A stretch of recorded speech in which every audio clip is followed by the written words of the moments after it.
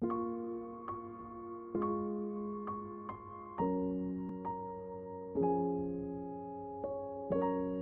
es dans un combat, mais tu ne sais même pas la puissance que tu transverses, que tu transportes.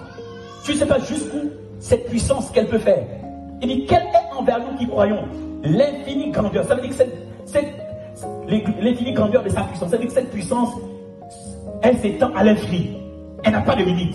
Elle s'accroît avec ta connaissance. Plus tu connais, plus elle s'accroît. Elle n'a pas de limite. Elle est limitée par sa conception. Si tu penses que tu ne peux pas, tu n'y arriveras pas. Si tu crois que tu peux, tu feras. Tout est possible à celui. Donc c'est impossible à celui qui ne. Cette puissance, elle est limitée par ce que tu crois, ce que tu penses. Mais elle est sans limite.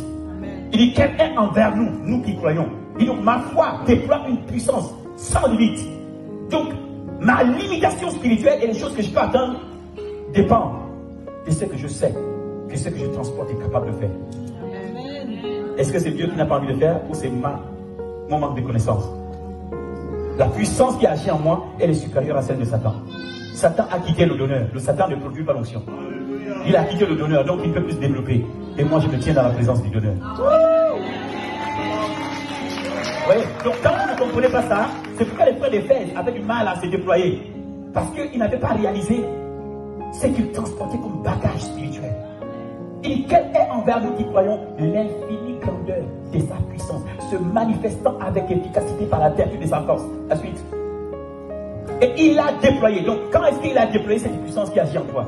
Il l'a déployé en le ressuscitant des morts et en le faisant asseoir. Donc, le jour de la résurrection, c'est le jour où cette puissance a été libérée pour nous. Donc, nous fonctionnons avec la puissance de la résurrection.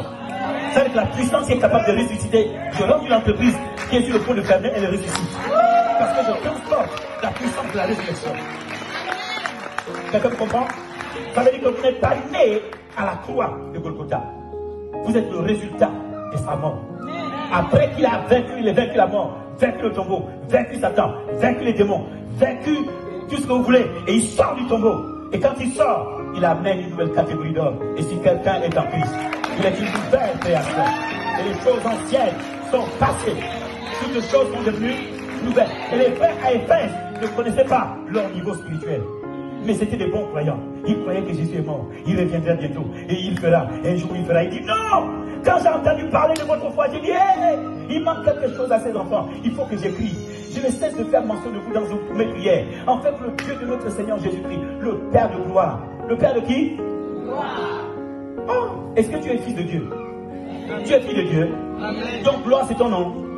Parce que c'est le Père de gloire. Amen. Oh my God.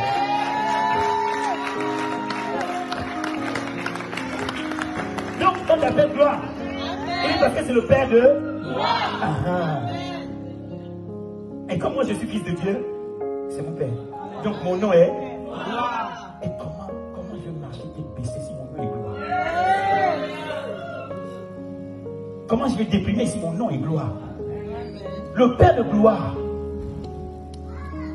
il dit qu'il vous donne un esprit de sagesse et de révélation dans sa connaissance.